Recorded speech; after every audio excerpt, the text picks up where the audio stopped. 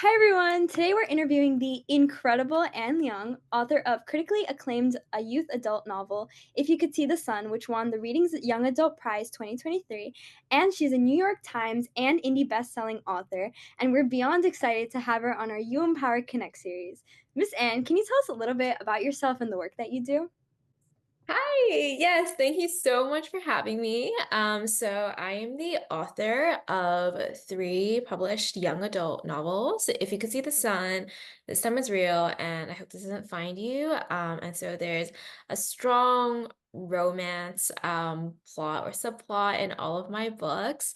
And I have been writing since 2022, and in some ways it feels like I've been doing this for longer than that because I've had some releases come out pretty quickly, like one after the other. But yeah, I've been really lucky to publish three books since the end of 2022, and I'm also very excited to have more books on the way in different genres and age categories.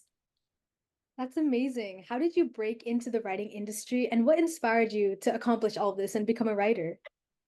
I have always loved writing since I was very young. I think I loved reading first, as I think you'll find that with like a lot of authors. Like we read so much and then we're like, oh, it would be so cool if we could, try writing a story of our own and then give readers the same feeling that we have when we discover something that we really love.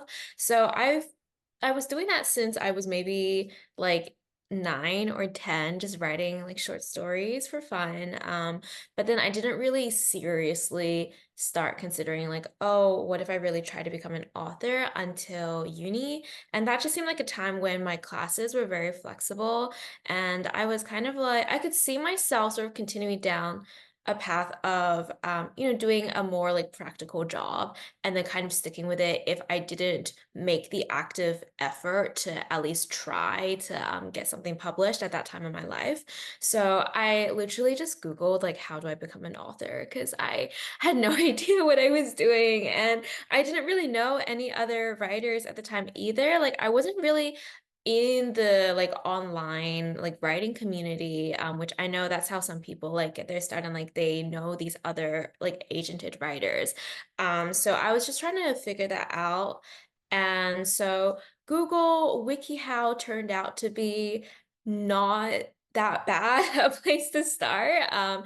It told me that I needed to find a literary agent and I needed to kind of query them, which is sort of like when you submit like a cover letter to apply for a job.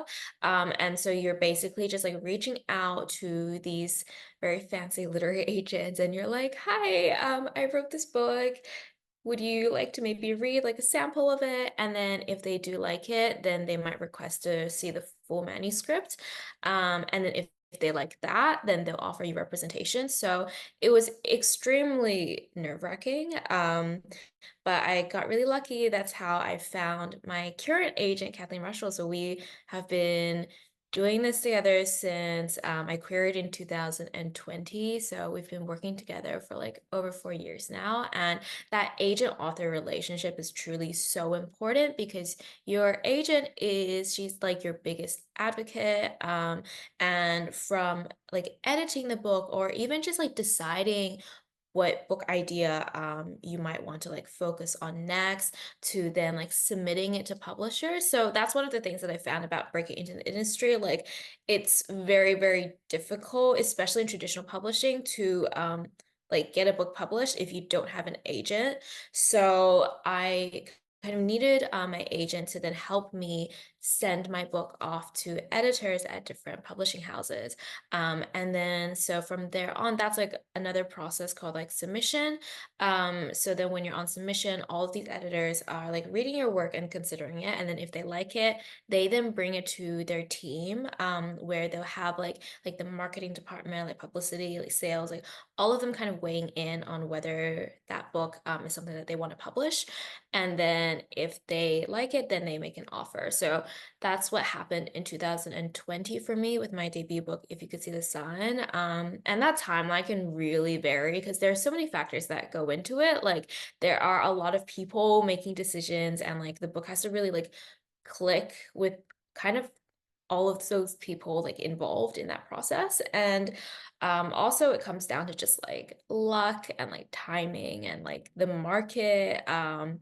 So yeah, it was very, very difficult and very, very stressful. So I'm again like really, really grateful and just I feel very lucky that it worked out for me. That's amazing. I didn't know that there were that many steps in book writing Yeah. and publishing altogether. So that's really cool. And that's a lot of effort on your end. Yeah, it was I was also really surprised by like how complicated the process was. So as an Asian woman in the writing industry, are there any stereotypes or barriers you feel are common for women to fall under or that you had to break to reach your success? I think one thing that I am really grateful for is the fact that I think in recent years in publishing, there have been a lot of Asian women who have been very successful, and I look up to them so much, and I have befriended them, and so we're able to really support each other, and we're able to talk about like, sorry, we're able to talk about like, any challenges that we might face, and then we can like give each other really good tips. Like this is how we did it. Like it's okay to like make your opinion known. Because I think that is one of the challenges in that when you're like a woman, and especially like when you're an Asian woman, I think they expect you to be quiet, kind of like to play nice, to be very like quiet and grateful and like meek and like, don't like overstep. Just basically like do as you're told, and then just don't make things difficult for anyone. So I feel like when you're then in publishing and there's definitely like a business side of it, it's really important that you like stand up for yourself and that you don't feel like you're being difficult or demanding when you're just trying to do what is best for your work, because like at the end of the day you want to put something out there that you're proud of, and that can like that can present itself in different ways. So for instance, with like a book cover, say for instance that you're not like that cover does not align with your vision for it. I feel like it's like really important that you're able to like talk about your opinions and obviously like do it in a way that is still like professional. But I think sometimes you can feel like, oh, like if they really like the cover and then I don't, like my opinion doesn't matter as much, or like I shouldn't make a fuss about it, like because then what if I like upset them? So things like that where you kind of have to like tell yourself like, no, like this is important to me, and it's okay if like I have a different opinion. And I mean, honestly, for me, like with my own experiences so far, I'll say that I have the way that I have been treated and like the way that like my publishers and like my team have communicated with me, like it's all been really, really wonderful. Like everyone has been super supportive. So again, I'm like really happy to kind of see those positive changes, but it's definitely just not even within publishing, but just I think like as a whole, like growing up through high school, kind of like the like subconscious like internalization of how you should behave. Like I think that's something that I've definitely had to work on. But I've also just been really kind of like rewarded for those moments where I have like stood up for myself, or when I have like made my opinions known. So I'm just yeah, I'm glad to like be in this current position, and I'm also just like really grateful for all of my like Asian like female author friends, because yeah, I think like that community really makes a difference, like feeling like you have someone to support you. Definitely. And I think in a lot of industries now we're seeing a lot of Asian representation, which like being three Asian young girls ourselves, like it's nice to see that representation in entertainment and in writing that we haven't seen in the years past. So Yeah. definitely agree on those points. What skills do you believe are necessary to build on and continuously improve in the writing industry? Ooh, okay. I think the first one is probably resilience because you face a lot of setbacks and rejections in this industry. And that's like no matter how talented you are and how hard you work, I feel like it's just inevitable. It's like what everyone has to deal with. Even like the authors who I really, really look up to, like when we talk about it, like everyone is like, no, like it can't go like 100% smoothly. So then when you do face those like rejections, kind of being able to back yourself, and then if it's something that you really, really love, being able to then like push forward through it, and then to not let that like kind of diminish your passion or to make you feel like the work that you're doing isn't important. So that is definitely like a big one. And I think also just this is less like a skill, but like the ability to kind of like be generous and like be kind to yourself, like being your own biggest cheerleader.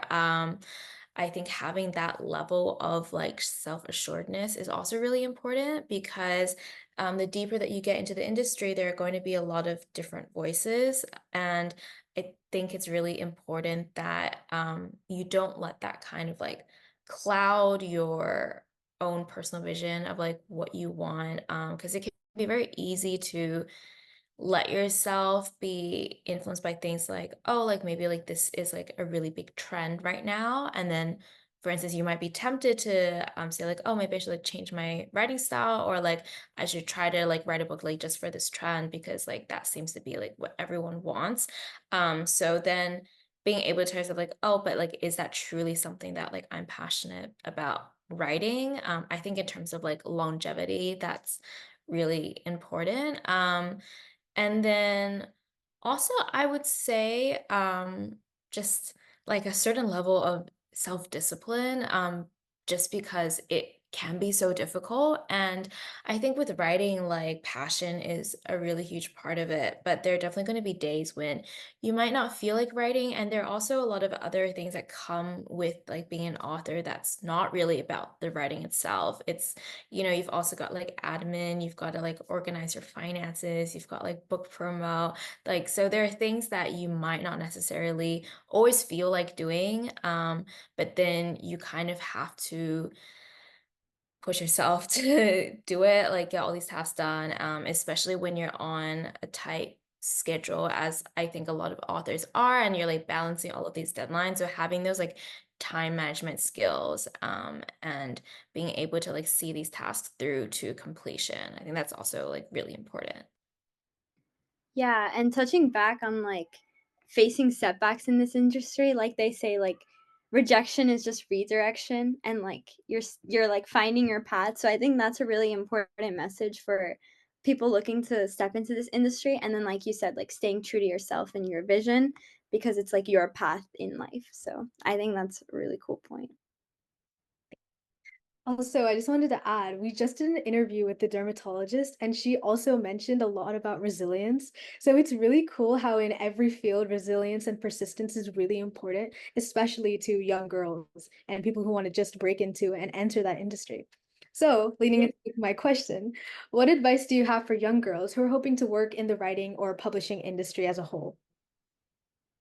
Ugh, this is like, it's tough because sometimes I feel like I'm like, oh, am I in the position to give advice? Because I'm still actively like seeking out advice from other people. So I guess that's actually like my first point, in that you might never feel fully 100% secure. And that is okay. Like having some self-doubt or feeling like imposter syndrome is normal. And I feel like where people get tripped up is that if they really doubt themselves or their work, they think that it might mean that the work itself just isn't good. But that just simply isn't true. Sometimes like I have seen so many authors who have gone on to such incredible success, and like they have all of these like awards, and like they're so loved by all these readers, but they'll still struggle with like writer's block, and they'll still question, like, oh, is this next book going to be good? So kind of learning to like sit with those feelings and know that a lot of the time it isn't really personal, and it's like it's okay to feel that way, but that doesn't mean that you should like give up or anything. And then another thing is try to lean into the joy and to hold on to the joy wherever possible. I think this is especially true in like creative industries where it's all very subjective and uncertain. And kind of like I was saying earlier, with the rejections that you might face, it can be easy to like lose that joy, to kind of forget why you started doing this in the first place.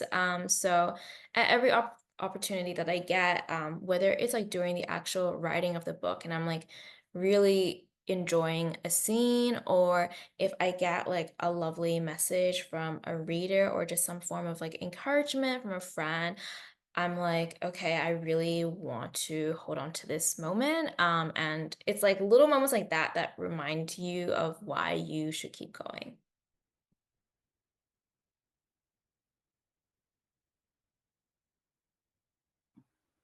Sorry. Wait, Ayushi, are you able to unmute? Yeah, sorry, I had a few problems. So basically, how do you spend most of your workday as an author? Do you spend more time working or creating ideas for new chapters or books? I think it's definitely like a mix of the two.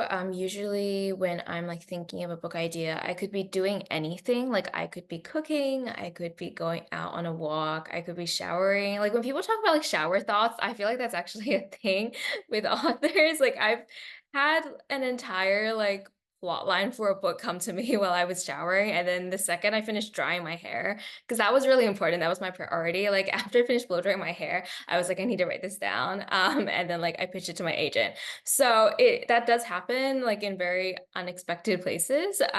When it comes to the actual writing, I prefer to write in the mornings. I don't think it was always this way. Like when I was in high school, I definitely was not a morning person, but I don't know, as I've gotten older, I'm like, I really appreciate like the quiet and peace of the mornings, and just being able to like tackle difficult things like kind of as soon as I wake up. That way I'm not dreading them throughout the day. So, if there's like a scene that is difficult, I will try to write it like as early in the day as possible, and to hit like a certain word count before lunch.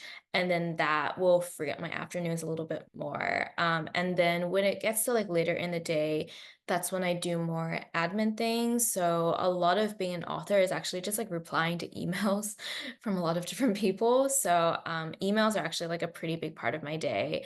And then also doing like book promo, so creating content for that, like writing captions and all of those things. That usually is like for later in the evening, where because I think I'm more creative in the mornings, and I know that those tasks don't require the same amount of like intensive concentration and creativity. Yeah, I hope that in the future, maybe like you, I'll become a morning person, because Harshita and Ayushi know me, and like I'm like anti-morning person. I'll Oh like my stay God. up until like 4 or 5 and I'll do work, but I won't wake up early. So No, that was me. Yeah, I think definitely like you never know. Check in like 5 years later and see how yeah, you go. for sure. So like I read your book. I hope this doesn't find you, and I absolutely loved it. So what was kind of the inspiration behind this novel, or like the message that you were trying to share with the audience? Thank you for reading it. I think for this book, it was one of those rare instances where the plot actually kind of all came together. Because usually I might pick up like these bits and pieces like over time, and after like a year, I'll cobble it all together into like a story. But this was like kind of a one afternoon thing, where I feel like the character of Sadie and the plot were so closely tied, because it's like about a people pleaser, and it's like her worst fear coming true, which is like all of these terrible things she's written about her classmates, is like sent out. And so I really did write this book for the people pleasers. Like I wrote this for the ones who always feel bad for saying no, and maybe like are a bit scared to stand up for themselves. And like they're just very terrified of like conflict or like rocking the boat.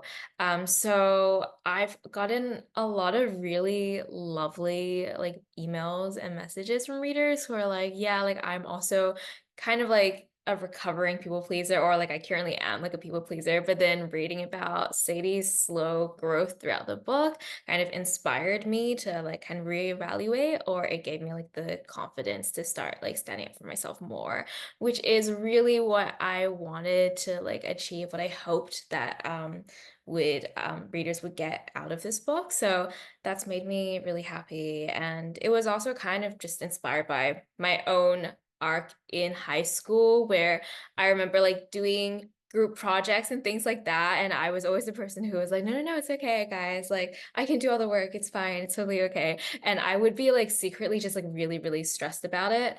But I wouldn't say anything.